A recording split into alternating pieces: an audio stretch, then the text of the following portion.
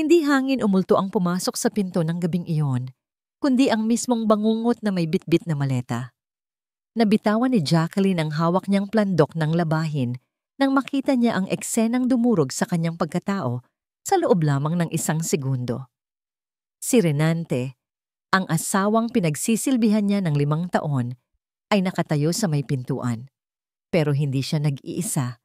Nakaakbay siya sa isang babaeng maganda, mas bata, at may maamong mukha na tila hindi makabasag pinggan.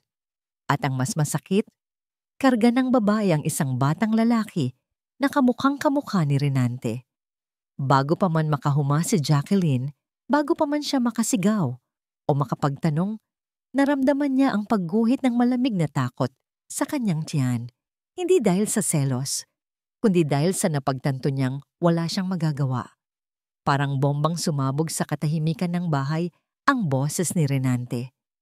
"Pasok kayo, Ivy. Huwag kang mahiya." Tuloy-tuloy na pumasok ang babae.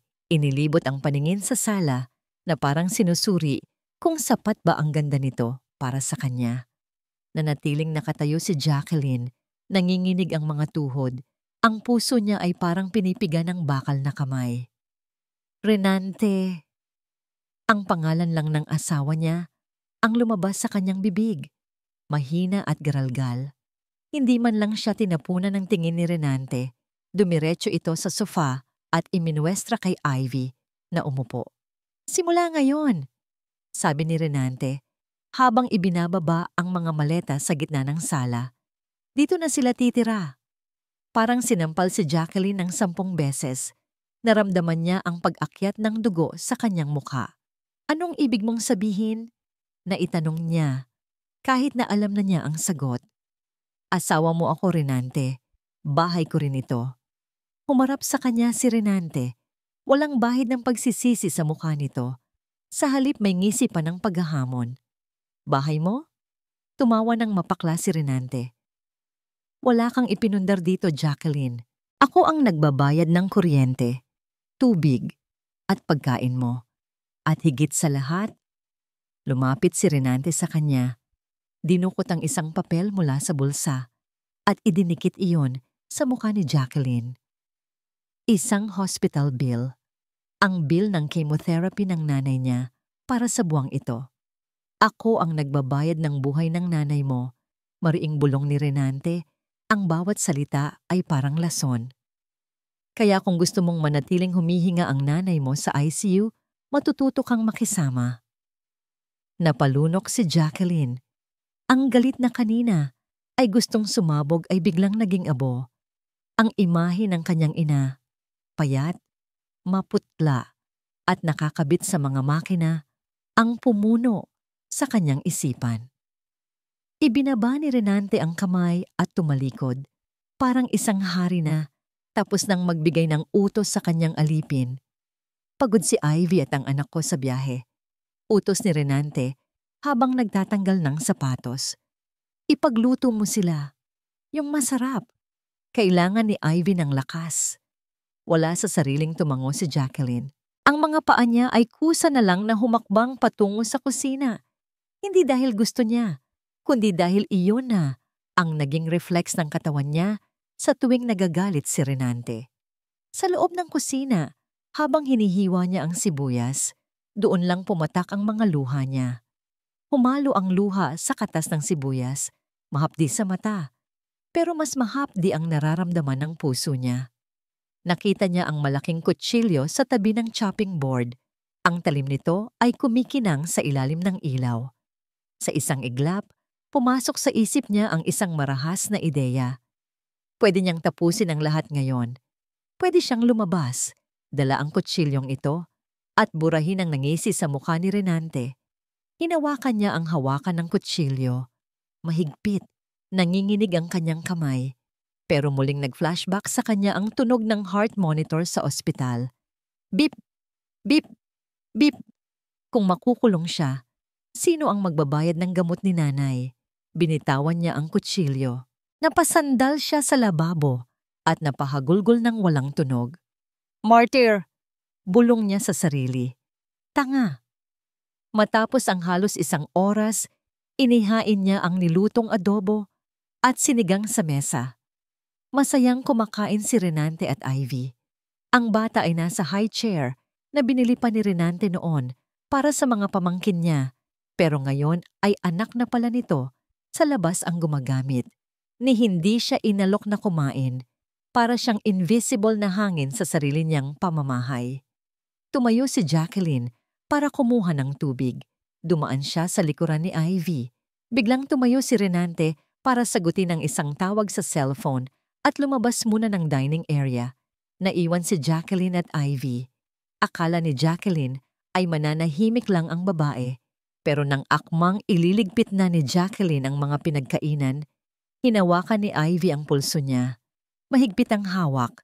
Masakit ang kuko na bumaon sa balat niya. Tumingala si Ivy kay Jacqueline.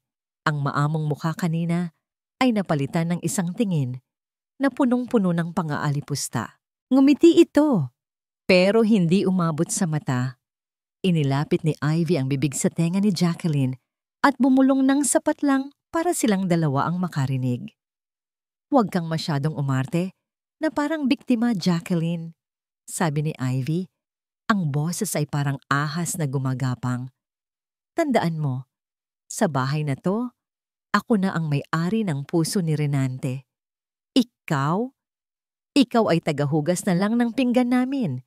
At konting panahon na lang, pati ang pwesto mo bilang legal na asawa, kukunin ko na rin."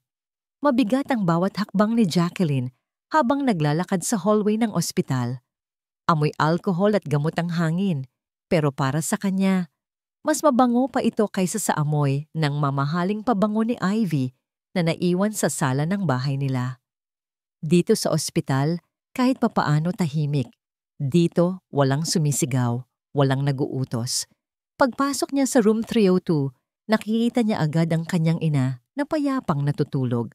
May nakakabit na tubo sa ilong at dextrose sa kamay. Pero nagulat siya nang mapansing hindi lang silang dalawa ang tao sa kwarto. May isang lalaking nakatalikod, naka-white coat, at inaayos ang chart na nakasabit sa paanan ng kama. Humarap ang doktor nang marinig ang pagbukas ng pinto. Si Dr. Matias, ang bagong espesyalista na pumalit sa dating doktor ng nanay niya. Matangkad ito, desente, pero may kung anong lungkot sa mga mata nito na tila ba marami na ring nakitang paghihirap. "Good morning, Mrs. Tuazon," bati ni Dr. Matias sa mababang boses. Napayuko si Jacqueline. Pakiramdam niya ay ang dumi-dumi niya tingnan kumpara sa linis ng doktor. Suot pa rin niya ang blouse kahapon na may kaunting mantsa ng toyo mula sa niluto niya para kay Ivy. "Good morning po, Doc. Kumusta po si nanay?" Tanong ni Jacqueline habang lumalapit sa kama. Tiningnan ni Dr. Matias ang monitor bago sumagot. Ang boses ay kalmado pero seryoso. "Stable na ang vital signs niya kumpara kagabi, Mrs. Tuazon. Pero kailangan pa rin nating bantayan ang oxygen levels niya. Masyadong mahina ang baga niya." Tumango si Jacqueline. Hinawakan niya ang kamay ng kanyang ina. Malamig ito at kulubot. Sa pag-abot niya sa kumot para ayusin ito, bahagyang umangat ang manggas ng suot niyang long-sleeved blouse. Doon tumambad ang isang malaking pasa sa kanyang braso, kulay ube at itim. Bakas ng mahigpit na pagkakahawak ni Renante noong isang gabi nang itulak siya nito papunta sa kwarto ng mga katulong. Napansin ni Jacqueline na nakatingin si Dr. Matias sa braso niya. Mabilis pa, sa 4:00 niyang hinila pababa ang manggas ng damit. Ramdam niya ang pag-init ng kanyang pisngi. Ang hiya ay gumapang sa buong katawan niya. "Napansin ko yan," mahinang sabi ni Dr. Matias. Hindi ito nagtatanong bilang doktor kundi bilang tao. "Mukhang masakit. Gusto mo bang resetahan kita ng ointment?" Umiling agad si Jacqueline, hindi makatingin ng diretso sa mata ng doktor. "Wala po ito, Doc." Pagsisinungaling niya. Kahit garalgalang boses. "Nabangga lang ako sa pinto kaninang umaga. Masyado kasi akong nagmamadali." Hindi sumagot si Dr. Matias. Nanatili ang tingin nito sa kanya ng ilang segundo. Tila binabasa ang katotohanan sa likod ng kanyang mga mata. Alam ng doktor na hindi iyon gawa ng pinto. Iyon ay gawa ng isang kamay. Binasag ng doktor ang katahimikan sa pamamagitan ng isang buntong hininga. Jacqueline, tawag nito sa pangalan niya, hindi Mrs. Tuazon. Kailan ka huling kumain? Natigilan si Jacqueline. Kailan nga ba? Kagabi, hindi siya nakakain dahil inuna niyang pagsilbihan si Ivy. Kaninang umaga, umalis siya nang walang almusal para makatakas sa utos ng asawa niya. Ang tiyan niya ang sumagot para sa kanya. Tumunog ito ng malakas sa tahimik na kwarto. Napayuko lalo si Jacqueline sa sobrang hiya. May kinuha si Dr. Matias sa bulsa ng kanyang coat. Isang sandwich na nakabalot sa foil at isang maliit na Tetra Pak ng juice. Inabot niya ito kay Jacqueline. Sobra ko to sa breakfast, sabi ng doktor. Kahit halatang hindi naman, kunin mo na. Hindi gagaling ang nanay mo kung ikaw naman ang babagsak.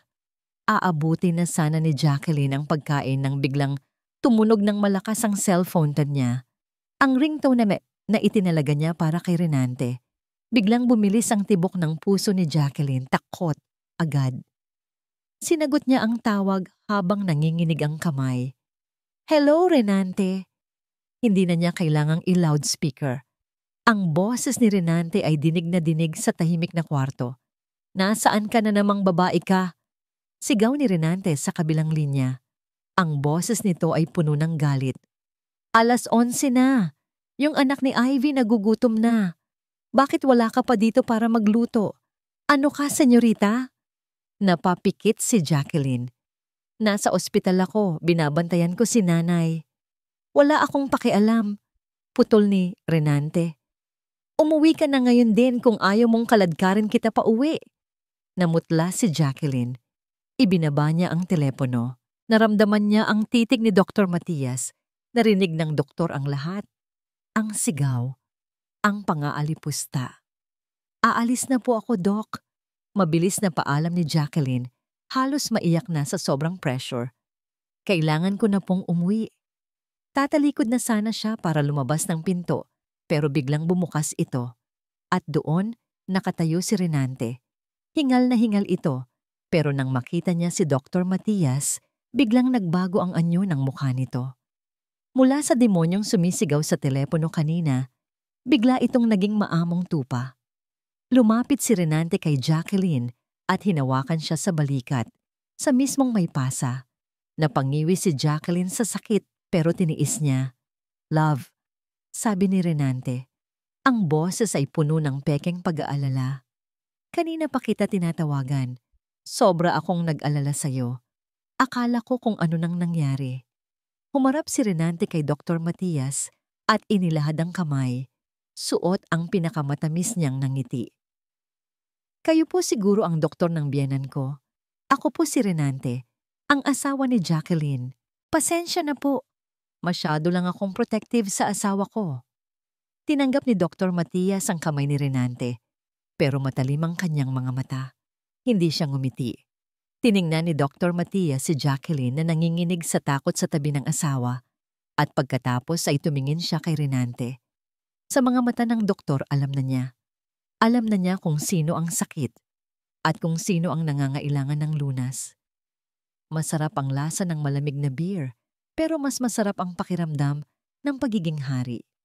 Nakaupo si Renante sa head of the table. Nakataas ang isang paa sa silya habang nagtatawanan ang kanyang mga kumpare. Sa paligid, ang sala ng bahay ay puno ng makukulay na balloons at dekorasyon. Happy 7th birthday, Joshua, ang nakasulat sa tarpaulin. Tiningnan ni Renante ang kanyang anak sa labas na si Joshua na masayang nagbubukas ng mga regalo. Katabi nito si Ivy, na suot ang isang kumikinang na pulang bestida, na tila ba siya ang reyna ng gabing iyon. Napangisi si Renante. Ito ang buhay na gusto niya. Hawak niya ang lahat sa leeg. Pare, ang ganda ng misis mo ah. Bulong ng kumpare niyang si Bert, sabay sulyap kay Ivy. Pero, nasaan yung isa? Tumawa ng malakas si Renante at tinapik sa balikat si Bert. Yung isa? Nandyan lang yon. Alam mo naman, kapag may bisita, Kailangan may taga-asikaso. Sa puntong yun, lumabas galing sa kusina si Jacqueline. Walang ayos ang buhok nito, walang kolorete sa mukha, at suot ang isang lumang apron na may mantsa ng spaghetti sauce. Dala nito ang isang tray ng bagong lutong lumpiang Shanghai. "Jacqueline!" sigaw ni Renante. Sadyang pinalakas ang boses para marinig ng lahat. "Ang tagal naman yan. Kanina pa naghahanap ng pulutan ng mga bisita ko. Ano ka ba, pagong?" Hindi sumagot si Jacqueline. Tahimik lang nitong ibinaba ang tray sa mesa. Kitang-kita ni Renante ang panginginig ng kamay ng asawa niya. Gustong-gusto ni Renante ang nakikita niya. Ang takot sa mga mata ni Jacqueline. Ang pagsunod nito sa bawat utos niya. Para kay Renante, hindi ito pang-aapi. Ito ay negosyo. Binabayaran niya ang ospital ng nanay nito, kaya dapat lang na pagsilbihan siya nito. Fair exchange. Lumapit si Ivy sa mesa para kumuha ng wine glass. Habang inaabot ni Jacqueline ang pitzel ng tubig para lagyan ng baso ng isang bisita, aksidenteng nasagi ni Ivy ang braso ni Jacqueline. Blog. Natapon ang pitzel ng tubig, pero mas malala, ang hawak na red wine ni Ivy ay tumapon sa puting blouse ni Jacqueline. "Ay, ano ba yan?" sigaw ni Ivy na nag-akmang gulat na gulat. "Tanga ka ba? Tignan mo, natapunan tuloy ako ng konti." Napasinghap ang mga bisita. Tiningnan ni Renante si Jacqueline. Basang-basa ang damit nito, kulay dugo ang mantsa ng wine sa dibdib. Nakayuko lang ito, nanginginig, hinihintay ang sigaw niya. Tumayo si Renante, hindi para tulungan ang asawa, kundi para ipahiya pa ito lalo. "Tisk, tisk, tisk," iling ni Renante habang lumalapit. Simpleng pagsasali ng tubig, hindi mo pa magawa ng maayos. Nakakaya ka sa mga bisita. Sorry!" garalgal na sabi ni Jacqueline. "Kukuha ako ng basahan." "Wag na!" singhal ni Renante. "Lumayas ka na lang sa harap ko. Linisin mo yan pagtapos na kami mag-inuman. Nakakawalang gana yang pagmumukha mo." Mabilis na tumalikod si Jacqueline at tumakbo pabalik sa kusina. Umupo ulit si Renante at uminom ng beer. Nagpalakpakan at nagtawanan ang mga kumpare niya. Hangang-hanga sa pagiging macho niya. "Bilib talaga ako sa'yo, pare," sabi ni Bert. "Napapasunod mo ng ganyan. Walang reklamo eh." "Siyempre," pagyayabang ni Renante, habang hinahaplos ang hita ni Ivy na tumabi na sa kanya. Alam niya kung saan siya lulugar. Kung wala ako, patay na ang nanay niya. Habang nagkakatuwaan, naramdaman ni Renante ang pag-vibrate ng cellphone niya sa ibabaw ng mesa. Tiningnan niya ang screen. Calling.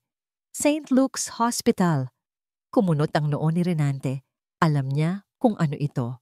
Update sa nanay ni Jacqueline. Baka kailangan na naman ng gamot or baka mas malala. Tumingin siya sa paligid. Masaya ang lahat. Ang anak niya ay tumatawa. Si Ivy ay kumakanta sa videoke. Ayaw niyang sirain ang mood. Ayaw niyang marinig ang iyak ni Jacqueline na hihingi na naman ng pera. "Sino yan, babe?" tanong ni Ivy, sumilip sa cellphone. "Wala," sagot ni Renante nang walang kaabog-abog. "Spam call lang." Pinindot ni Renante ang reject call. Pagkatapos, pinindot niya ang power off. Namatay ang screen ng cellphone. Ngumiti si Renante at itinaas ang kanyang baso ng beer. "Shot pa!" sigaw niya. Wala siyang pakialam kung emergency iyon. Ang importante, masaya siya ngayon. At walang sino man, kahit ang naghihingalong biyenan niya, ang pwedeng sumira sa gabi ng hari. Halos liparin ni Jacqueline ang hallway ng ospital. Basang-basa siya ng pawis at ulan. Wala na siyang pakialam sa itsura niya. Ang tanging naririnig niya ay ang dagundong ng kaba sa kanyang dibdib. Nang makarating siya sa tapat ng ICU, nanginginig ang mga kamay niyang hinawakan ang door handle. Natatakot siyang pumasok. Natatakot siyang madatnan na wala nang buhay ang kanyang ina dahil lang sa hindi niya nasagot ang tawag kanina. Dahil lang sa pinatayan siya ng cellphone ni Renante. "Ma'am Jacqueline?" Napalingon siya, si Dr. Matias. Agad na lumapit si Jacqueline sa doktor. Halos lumuhod na sa pagmamakaawa. Doc, Doc, buhay pa ba ang nanay? Sorry po, hindi ako nakasagot agad. Sorry po talaga. Hinawakan ni Dr. Matias ang magkabilang balikat niya para pakalmahin siya. Jacqueline, huminga ka ng malalim. Okay na ang mommy mo. Naagapan namin ang cardiac arrest niya kanina. Parang nabunutan ng tinik sa lalamunan si Jacqueline. Napasandal siya sa pader at napaiyak sa sobrang relief. Salamat sa Diyos. Salamat, Doc. Inabutan siya ni Dr. Matias ng tubig. Pero hindi pa rin maalis ang pag-aalala sa mukha ng doktor. May hawak itong folder. Jacqueline! Seryosong sabi ni Dr. Matias. Kailangan nating mag-usap. Hindi tungkol sa sakit ng mama mo, kundi tungkol sa billing. Biglang naniga si Jacqueline. Billing. Pera. Renante. Alam niyang magwawala na naman si Renante kapag nalaman nitong may bagong babayaran. Kagabi lang, ipinamukha na naman nito sa kanya ang gastos. Doc, pasensya na po. Mabilis na depensa ni Jacqueline, yumuko siya sa hiya. Alam kong malaki na ang utang namin, pero pinapangako ko, babayaran ni Renante yan. Nagagalit lang siya minsan kasi mabigat na daw, pero magbabayad siya. Ipapakiusap ko. Kumunot ang noo ni Dr. Matias. Tila naguguluhan ito sa sinasabi niya. Nagagalit siyang magbayad? Tanong ng doktor. Jacqueline, anong binabayaran niya? Natigilan si Jacqueline. Po, yung gamot, yung ICU, yung treatment, di ba po milyon na ang gastos? Binuksan ni Dr. Matias ang folder at inilabas ang isang dokumento.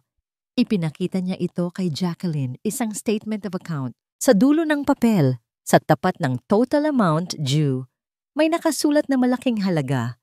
Pero sa ilalim nito, sa tapat ng balance to be paid, ang nakasulat ay PHP Yokwanziyo Jacqueline. Malumanay na paliwanag ni Dr. Matias. 6 na buwan na ang nakakalipas noong na-approve ang application ng nanay mo sa Hope Foundation. Ang foundation ko ang sumasagot ng 100% ng gastusin ng nanay mo simula pa noong Marso. Nanlaki ang mga mata ni Jacqueline. Kinuha niya ang papel. Binasa niya ulit. Paulit-ulit. Marso. Ngayon ay Setyembre na. Pero, nauutal na sabi ni Jacqueline. Parang ayaw tanggapin ng utak niya ang katotohanan. Pero, nagdadala si Renante ng resibo sa bahay. Pinapakita niya sa akin ang mga bayarin buwan-buwan. Sabi niya, kaya kailangan naming magtipid. Kaya kailangan kong magtiis kay Ivy. Kasi siya ang bumubuhay sa nanay ko. Tiningnan siya ni Dr. Matias nang may halong awa at galit. Galit para sa kanya, hindi sa kanya. Kung may pinapakita man siyang resibo sa'yo, Jacqueline, peke yon. O kaya lumang resibo na hindi niya binayaran. Dahil simula nang hawakan ko ang kaso ng nanay mo, wala ni isang kusing na inilabas ang asawa mo. Bumagsak ang mundo ni Jacqueline. Lahat ng pang-aalipusta, lahat ng sampal, ang pagiging katulong sa sarili niyang bahay, ang paghuhugas ng pinggan habang nagtatawanan si Renante at Ivy, ang pagpayag niyang tumira ang kabit at anak sa ilalim ng bubong nila. Tiniis niya ang lahat ng iyon dahil sa paniniwalang hawak ni Renante ang buhay ng ina niya. Pero hindi pala. Ang pera na dapat ay para sa ospital. Biglang naalala ni Jacqueline ang bagong sasakyan ni Ivy, ang mamahaling relo ni Renante, ang magagarbong party, ang perang pinaghirapan nilang mag-asawa noon, ang perang akala niya ay napupunta sa gamot, ay ginagamit pala ni Renante para buhayin ang kabit nito ng marangya, habang siya ay ginagawang alipin. Naramdaman ni Jacqueline ang isang kakaibang init na gumapang mula sa kanyang tiyan paakyat sa kanyang dibdib. Hindi ito kaba, hindi ito takot. Ito ay puot, dalisay at nag-aalab na puot. Nilukot ni Jacqueline ang papel sa kanyang kamay. Jacqueline? Nag-aalalang tawag ni Dr. Matias. Tumingala si Jacqueline. Tuyong-tuyo ang kanyang mga mata. Wala nang luhang pumapatak. Ubos na ang luha ng martir. "Doc," sabi niya, ang boses ay matatag, malamig, at nakakatakot sa sobrang kalmado. "Pwedeng bang humingi ng kopya nito? Yung may pirma at selyo ng ospital?" "Oo naman," sagot ng doktor. "Para saan?" Huminga ng malalim si Jacqueline. "Para sa kalayaan ko." Tumalikod siya at tumingin sa labas ng bintana. Madilim na ang langit, pero sa loob niya, ngayon lang lumiwanag ang lahat. Tapos na ang palabas. Oras na para ibaba ang telon at sunugin ang teatro. Tahimik ang bahay pag-uwi ni Jacqueline. 2:00 na ng madaling araw. Sa sala, nakakalat ang mga bote ng beer at mga tirang pagkain mula sa party kanina. Amoy sigarilyo at alak ang hangin. Nakita niya si Renante na nakahilata sa sofa, humihilik, habang ang kamay ay nakalaylay sa sahig. Si Ivy naman ay wala doon. Malamang ay natutulog na sa master bedroom. Ang kwartong dati ay kay Jacqueline. Dati, ang unang gagawin ni Jacqueline ay ligpitin ang kalat para hindi magalit si Renante pagising. Dati, maglalakad siya ng patiyad para hindi makagising ng tao. Pero ngayon, ibinagsak ni Jacqueline ang pinto pasara. Blag! Napabalikwas si Renante sa sofa. "Ano? Sino yan?" Lumabas din si Ivy mula sa kwarto, kinukusot ang mata at naka-nightgown. "Ano ba iyan? May sunog ba?" Nakatayo si Jacqueline sa gitna ng sala. Basang-basa sa ulan, magulo ang buhok, pero ang tindig niya ay parang isang sundalong handa sa giyera. "Jacqueline?" Singhal ni Renante nang mamukaan siya. "Bakit ngayon ka lang? At bakit kinalabog mo ang pinto? Ganyan ba ang asal ng matinong asawa?" Hindi sumagot si Jacqueline. Dahan-dahan siyang lumapit sa mesa. Binuksan niya ang kanyang bag. Inilabas niya ang envelope na galing kay Dr. Matias. "Renante?" Tawag niya. Ang boses niya ay mababa. Walang emosyon. "Ano?" Inis na sagot ni Renante habang tumatayo. "Aanuhin ko yan. Kung bills na naman yan, itapon mo. Wala akong pera." "Wala ka naman talagang pera, di ba?"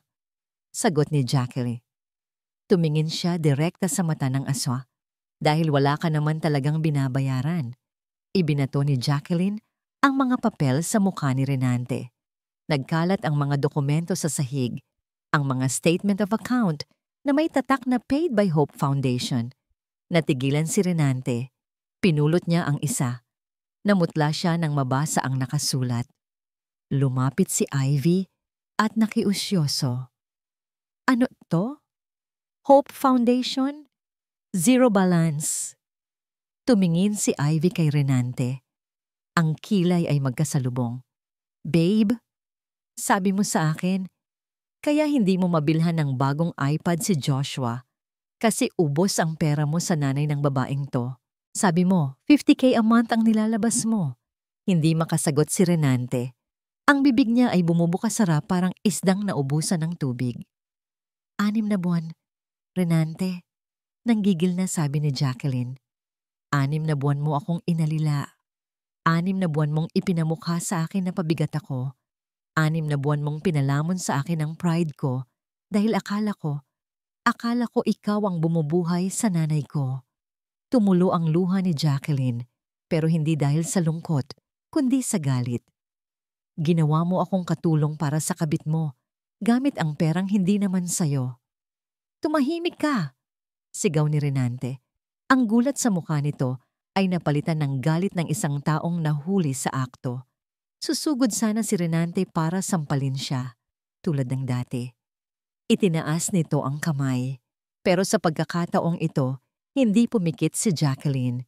Hindi siya yumuko. Mabilis niyang dinampot ang vase ng bulaklak sa center table. Track! Binasag niya ito sa sahig, sa paanan mismo ni Renante. Napaatras si Renante at Ivy sa gulat. Hawak ni Jacqueline ang leeg ng basag na vase. Ang matalim na dulo ay nakatutok kay Renante. "Subukan mo!" Banta ni Jacqueline. Ang boses niya ay nanginginig sa adrenaline. "Subukan mong dumapo ulit ang kamay mo sa akin, Renante. Iinosento ko to. Sa korte. Natakot si Renante. Nakita niya sa mata ni Jacqueline na hindi ito nagbibiro, na wala ang pagiging macho niya. Binitawan ni Jacqueline ang basag na vase. Hinubad niya ang kanyang wedding ring. Tiningnan niya ito sandali. Simbolo ng 5 taong impyerno. Inihagis niya ang singsing sa paanan ni Ivy. "Sa'yo na," sabi ni Jacqueline kay Ivy. "Sa'yo na ang asawa ko. Sa'yo na ang bahay na to. At good luck, Ivy. Dahil ang lalaking yan, wala siyang pera. Ang lahat ng luho niyo, galing yun sa kasinungalingan." Namutla si Ivy at tumingin ng masama kay Renante. "Totoo ba, Renante? Scam lang ang lahat?" Hindi na hinintay ni Jacqueline ang sagot. Tumalikod siya at naglakad palabas ng pinto. "Jacqueline, bumalik ka dito. Hindi ka mabubuhay nang wala ako." Pahabol na sigaw ni Renante, pero halatang desperado na ang boses nito. Dire-diretso si Jacqueline. Paglabas niya ng gate, sinalubong siya ng malakas na ulan. Basang-basa siya agad, pero sa bawat patak ng ulan, pakiramdam niya ay nililinis siya nito. Naglakad siya nang naglakad. Wala siyang dalang payong, wala siyang dalang bagahe. Ang tanging dala niya ay ang sarili niya. Pero habang lumalayo siya sa bahay, naramdaman niya ang unti-unting pagbigat ng kanyang katawan. Ang stress, ang puyat, ang gutom, at ang emotional shock ay sabay-sabay na dumapo sa kanya. Nagsimulang umikot ang paningin niya. Ang mga ilaw ng poste ay naging malabo. "Malaya na ako," bulong niya, bago tuluyang bumigay ang kanyang mga tuhod. Bumagsak si Jacqueline sa basang kalsada. Didilim na sana ang lahat nang may narinig siyang tunog ng humaharurot na sasakyan. Huminto ang sasakyan sa tabi niya. Bumukas ang pinto. May tumakbong lalaki palapit sa kanya. Mainit ang mga kamay nito nang hawakan ang mukha niya. "Jacqueline! Jacqueline!" Boses iyon ni Dr. Matias. At sa huling sandali bago siya nawalan ng malay, naramdaman ni Jacqueline na sa wakas may sumalo sa kanya. Nakaupo si Dr. Matias sa gilid ng kama, pinagmamasdan ng mahimbing na tulog ni Jacqueline. Nasa guest room siya ng condo unit ni Matias. Ang mukha ni Jacqueline ay maputla pa rin, pero wala na ang tensyon na nakita ni Matias kahapon sa ospital. Sa pagtulog nito, mukha itong payapa. Isang bagay na marahil ay matagal na nitong hindi nararanasan. Napabuntong hininga si Matias noong makita niya si Jacqueline na nakahandusay sa kalsada kagabi sa gitna ng ulan. Parang may kung anong kumurot sa puso niya. Hindi lang ito awa ng isang doktor sa pasyente. Higit pa doon. Nakita niya ang sarili niya kay Jacqueline, ang pagmamahal na handang ibigay ang lahat, kahit maubos ang sarili. Dahan-dahang iminulat ni Jacqueline ang kanyang mga mata. Agad na napaunat ng likod si Matias. "Gising ka na." Malumanay na bati ni Matias. "Huwag kang mabigla. Nasa kondo kita. Ligtas ka dito." Napabangon ng bahagya si Jacqueline. Lito ang mga mata. Hinawakan nito ang ulo. "Di, Doc?" Garalgal ang boses nito. Paano ako napunta dito?" "Nakita kita sa daan kagabi. Hinimatay ka," paliwanag ni Matias habang inaabot ang isang baso ng tubig sa mesa. "Masyado kang na-dehydrate at na-stress. Kinabitan kita ng IV fluid kagabi, pero tinanggal ko na kaninang umaga." Tinanggap ni Jacqueline ang tubig. Nanginginig pa rin ang kamay nito. Napansin ni Matias ang takot sa mga mata ni Jacqueline nang lumingon ito sa paligid. Tila inaasahan na may sisigaw o mananakit sa kanya anumang oras. "Wala siya dito, Jacqueline." Paniniguro ni Matias. Binabasa ang isip nito. Hindi ka na niya masasaktan. Tumulo ang luha sa mga mata ni Jacqueline. Kusa na lang gumalaw ang kamay ni Matias. Inabot niya ang kamay ni Jacqueline at marahan itong pinisil. "Nagluto ako ng arroz caldo." Pag-iiba ni Matias para pagaanin ang mood. "Kailangan mong kumain. At may bisita ka." "Bisita?" Takang tanong ni Jacqueline. Tumayo si Matias at binuksan ang pinto. Pumasok ang isang babaeng naka-business suit. "Si Attorney Galvez," pakilala ni Matias. "Kaibigan ko siya at siya ang tutulong sa atin para tapusin na ang koneksyon mo kay Renante. Nakita ni Matias kung paano nagliwanag ang mukha ni Jacqueline, hindi dahil sa saya, kundi dahil sa pag-asa. Sa sumunod na oras, pinanood ni Matias kung paano unti-unting bumalik ang tapang ni Jacqueline habang kausap ang abogado. Qualified na qualified ka para sa VAWS Law, Violence Against Women and Their Children. Paliwanag ni Attorney Galvez. Pati na rin ang estafa dahil sa panggagamit niya ng pondo na dapat ay sa nanay mo. Pwede nating ipakulong si Renante, Jacqueline, at pwede nating bawiin ang kalayaan mo. Gawin natin, attorney. Matatag na sagot ni Jacqueline. Gusto ko nang lumaya. Nang makaalis ang abogado, naiwan ulit silang dalawa. Dinalhan ni Matias ng mangkok ng arroz caldo si Jacqueline. Siya na mismo ang humipan nito para palamigin. Kaya mo bang kumain mag-isa o gusto mong subuan kita? Biro ni Matias para mapangiti ito. Napangiti nga si Jacqueline ng tipid. Isang nangiti na umabot sa mga mata nito. Gusto sanang titigan ni Matias ang ngiting iyon maghapon. Pero sa sandaling iyon, may pumasok na tawag sa cellphone ni Matias. Incoming call. Nurse station. ICU. Agad na sumeryoso ang mukha ni Matias, sinagot niya ito. Hello? Yes, Nurse Jenny? Natahimik ang buong kwarto. Nakatingin si Jacqueline kay Matias, nag-aabang. Habang nakikinig si Matias sa nurse, kumuyom ang kanyang kamao. Ang init ng ulo ay gumapang sa kanya.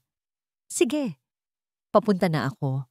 Huwag niyo siyang hahayaang makapasok. Ibinaba ni Matias ang telepono at tumingin kay Jacqueline nang may halong pag-aalala. Bakit, Doc? Anong nangyari? Kabadong tanong ni Jacqueline. Huminga ng malalim si Matias bago sumagot. Si Renante. Nasa ospital siya ngayon. Namutla si Jacqueline. Anong ginagawa niya doon? Nagwawala siya sa nurse station. Seryosong sabi ni Matias. Sabi niya, kapag hindi ka daw nagpakita sa kanya sa loob ng 1 oras, siya mismo ang bubunot ng life support ng nanay mo. Mabilis ang takbo ng sasakyan ni Dr. Matias, pero mas mabilis ang tibok ng puso ni Jacqueline. Nanginginig ang kanyang mga kamay na nakakuyom sa kanyang kandungan. Ang banta ni Renante, napapatayin ng nanay niya, ay umaalingaw-ngaw sa kanyang isipan. Naramdaman niya ang isang mainit na palad na pumatong sa kanyang kamay. Sumulyap siya kay Dr. Matias. Nakatingin ito sa daan. Mahigpit ang hawak sa manibela. Pero ang isang kamay nito ay nakahawak sa kanya. Nagbibigay ng lakas. Huwag kang matakot, Jacqueline. Seryosong sabi ni Matias. Hindi ko hahayaang may mangyari sa nanay mo. At lalong hindi ko hahayaang lapitan kanya. Pagdating nila sa ospital, dinig na agad sa lobby ang sigawan. Tumakbo si Jacqueline patungo sa ICU waiting area. Nakasunod sa kanya si Matias. Doon, nakita niya si Renante. Ibang-iba na ang itsura nito kumpara kagabi. Gusgusin ang damit, magulo ang buhok, at mapula ang mga mata na parang hindi natulog at puro alak ang laman ng katawan. Hinaharang siya ng 2 security guard, pero nagwawala ito. Ilalabas ko ang biyenan ko. Sigaw ni Renante, ang boses ay garalgal. Karapatan ko yon. Ako ang nagbabayad dito. Nasaan ang asawa ko? Nang makita ni Renante si Jacqueline, biglang tumigil ang mundo. Isang nakakatakot ng ngisi ang gumuhit sa mukha nito. Ayan, turo ni Renante kay Jacqueline. Ayan ang asawa kong malandi. Sumama sa ibang lalaki habang naghihirap ako. Susugod sana si Renante kay Jacqueline. Aakmang sasabunutan siya nito. Napapikit si Jacqueline, hinihintay ang sakit. Pero walang dumapo. Pagdilat niya, nakita niya ang malapad na likod ni Dr. Matias. Nakatayo ito sa pagitan nila ni Renante. Hawak ng doktor ang pulso ni Renante sa ere. Mahigpit at pabalang na ibinaba ito. Subukan mong hawakan ang pasyente ko. Mababa, pero matigas na banta ni Dr. Matias. At sisiguraduhin kong sa kulungan ng bagsak mo bago lumubog ang araw. Napaatras si Renante. Tumingin ito sa paligid. Maraming tao ang nanonood. Nurses, pasyente, bisita, lahat nakatingin sa kanya. Kailangan niyang baliktarin ang sitwasyon. Tingnan niyo! Sigaw ni Renante sa mga tao. Nagpapaawa effect. Ito ang doktor na nagnakaw ng asawa ko. Sinira niya ang pamilya namin. At ikaw, Jacqueline, matapos kitang buhayin, matapos kong gastusan ang nanay mo? Humakbang prap si Jacqueline. Lumabas siya mula sa likuran ni Matias. Hindi na siya nanginginig. Gastusan? Malakas na tanong ni Jacqueline. Ang boses niya ay umaalingaw-ngaw sa hallway. Dukot sa bag, inilabas niya ang mga statement of account na binigay sa kanya ni Matias. Wala kang ginastos kahit 5 duling, Renante. Sigaw ni Jacqueline. Ang Hope Foundation ang nagbayad ng lahat.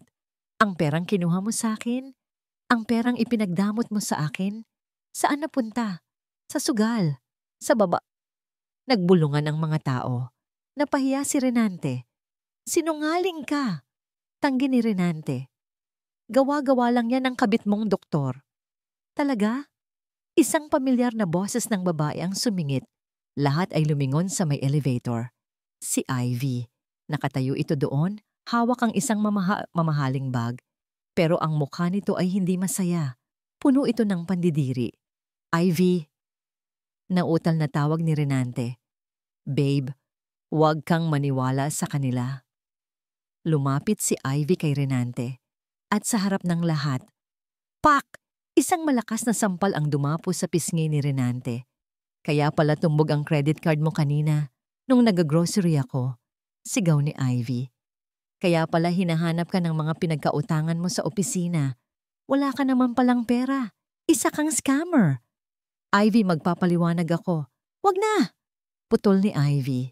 Anhin ko ang lalaking baon sa utang at may kaso pa. Tapos na tayo. Babalik na ako sa probinsya. Tumalikod si Ivy at naglakad palayo. Iniiwan si Renante na parang basura. Naiwan si Renante sa gitna. Pahiya. Talo. Wasak. Tumingin siya kay Jacqueline. Nakita niya ang awa sa mata nito. Hindi pagmamahal, kundi awa para sa isang patay gutom. At nakita niya si Dr. Matias, nakahawak sa balikat ni Jacqueline. Poprotektahan ito kahit anong mangyari. Nagdilim ang paningin ni Renante. Nawala ang lahat sa kanya. Ang pera, ang babae, ang ego. Kung hindi siya magiging masaya, walang pwedeng maging masaya. Nakita ni Renante ang isang fruit basket na dala ng isang bisita sa gilid. May nakatusok na maliit na kutsilyo doon para sa prutas. Mabilis pa sa kidlat, dinampot ni Renante ang kutsilyo. Renante, ibaba mo yan. Sigaw ng security guard. Pero hindi nakinig si Renante. Ang mga mata niya ay nakapako kay Dr. Matias. Ikaw. Bulong ni Renante. Puno ng puot. Ikaw ang may kasalanan ng lahat. Sa isang iglap, sumugod si Renante. Napasigaw si Jacqueline. Matias, ilag! Itinulak ni Matias si Jacqueline palayo para hindi ito madamay. Pero huli na para makaiwas ang doktor. Nakaharang si Matias sa daan ni Renante at ang talim ng kutsilyo ay diretso sa kanyang dibdib. Slack! Isang matalim na tunog ang umalingaw-ngaw. Kasunod ang talsik ng dugo sa puting sahig ng ospital.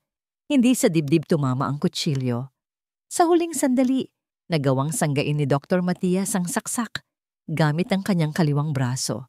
Napunit ang manggas ng kanyang white coat at agad itong kinulayan ng matingkad na pula. Matias! Sigaw ni Jacqueline. Halos lumabas ang puso sa dibdib. Natigilan si Renante nang makita ang dugo. Ang gulat sa kanyang mukha ay senyales na hindi niya talaga intensyong pumatay. Dala lang ng sobrang galit. Pero huli na ang lahat. Bago pa man makasaksak ulit si Renante, dumagsa na ang mga security guard. Plek! Dinagana nila si Renante sa sahig. Napabitaw ito sa kutsilyo. Ang dating mayabang na hari ng tahanan ay nakasubsob ngayon ang mukha sa tiles, pinupusasan na parang kriminal. Bitawan niyo ako. Asawa ko yan. Karapatan ko to. Sigaw ni Renante habang hinihila siya patayo ng mga pulis, nakakarating lang. Tinapunan siya ng tingin ni Jacqueline. Walang takot, walang luha. Lumapit si Jacqueline kay Renante habang dinadaan ito sa harap niya. Wala kang karapatan, Renante. Malamig na sabi ni Jacqueline. Wala na. Hinila na ng mga pulis si Renante palabas. Ang mga sigaw nito ay unti-unting nawala sa hangin, kasabay ng pagkawala ng takot sa puso ni Jacqueline. Agad na dinaluhan ni Jacqueline si Matias na nakahawak sa dumudugong braso. Dok, Diyos ko, ang dugo. Naiiyak na sabi ni Jacqueline. Pinunit niya ang laylayan ng damit niya para ipantapal sa sugat. Ngumiti lang si Matias kahit namumutla at pinapawisan sa sakit. Galos lang to, Jacqueline. Biro nito. Mas masakit pa yung injection ko sa mga bata.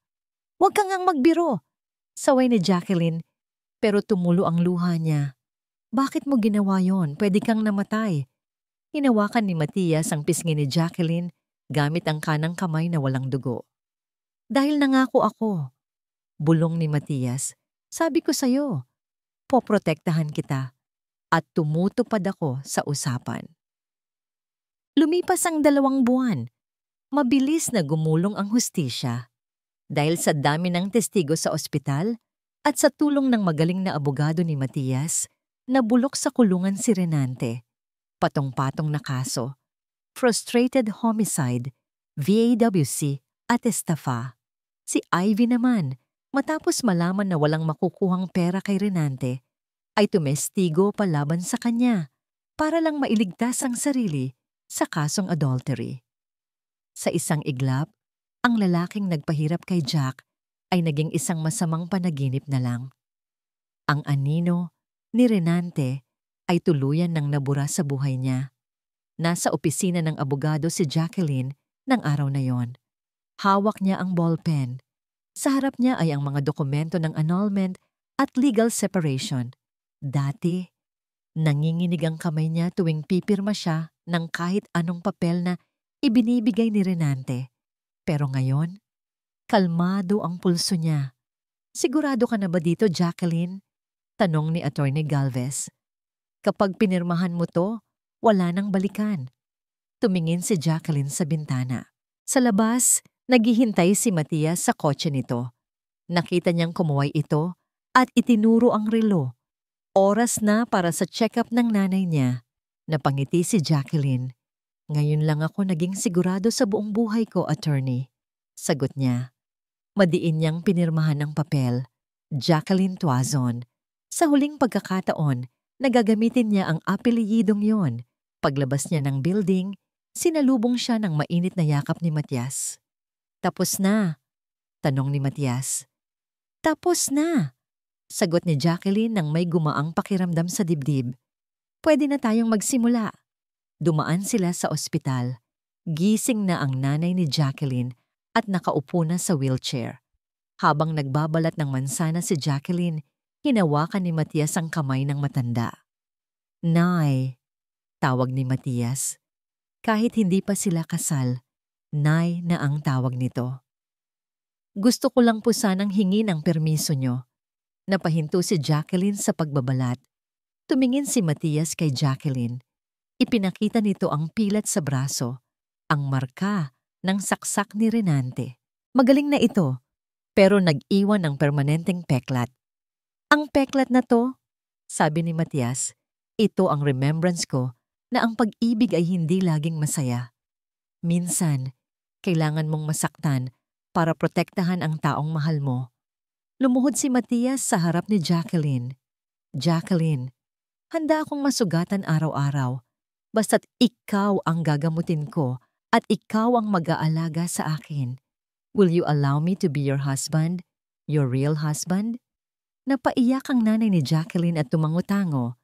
Si Jacqueline na akala niya ay ububos na ang luha, ay umiyak na naman. Pero ito na ang pinakamasarap na iyak sa buong buhay niya. Oo, Matias, sagot niya. Gamutin natin ang isa't isa. 1 taon ang lumipas. Hindi sa isang marangyang hotel o grand ballroom ginanap ang kasal. Doon lang ito sa hardin ng Hope Foundation, kung saan nagtatrabaho na ngayon si Jacqueline bilang HR manager. Simple lang ang dekorasyon, mga puting bulaklak, mga ilaw sa puno, at ang mga ngiti ng mga pasyenteng natulungan ng foundation na bisita rin sa kasal. Suot ni Jacqueline ang isang simpleng puting bestida. Hindi ito kasing mahal ng wedding gown niya noon kay Renante, pero sa tingin niya, ito ang pinakamagandang damit na naisuot niya. Dahil sa pagkakataong ito, hindi mabigat ang kanyang hakbang. Habang naglalakad siya sa aisle, nakita niya ang kanyang ina, malakas na at nakatayo, na pumapalakpak habang lumuluha. At sa dulo ng altar, naghihintay si Dr. Matias. Wala nang lungkot sa mga mata ng doktor. Ang mga mata nito ay nagniningning na parang mga bituin sa langit.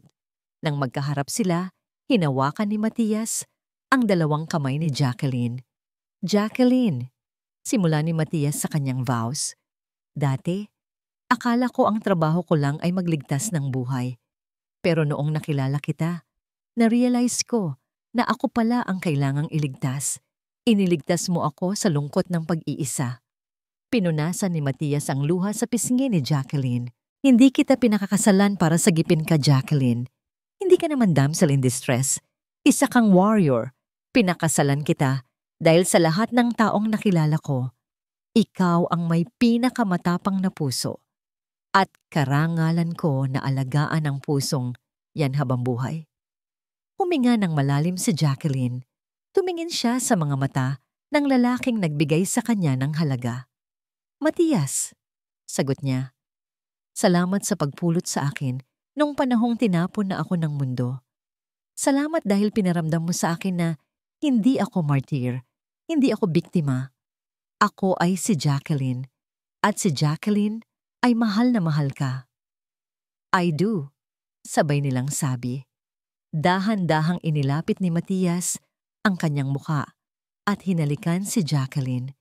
Isang halik na hindi mapusok, hindi nagmamadali. Isang halik na puno ng respeto, pangako at kapayapaan. Sa isang sulok ng isip ni Jacqueline, naalala niya saglit si Renante. Nabalitaan niya sa dyaryo na nahatulan na ito ng habambuhay na pagkakakulong. Wala nang dumadalaw dito, mag-isa, pero mabilis ding nawala ang isiping iyon. Hindi na siya parte ng kwento ni Jacqueline. Isa na lang itong footnote sa nakaraan. Tumingala si Jacqueline sa langit. Huminto ang ulan kanina at ngayon ay may bahaghari. Napangiti siya. Tapos na ang bagyo. Ito na ang kanyang pangalawang pagkakataon. At sa pagkakataong ito, hinding-hindi na niya ito sasayangin.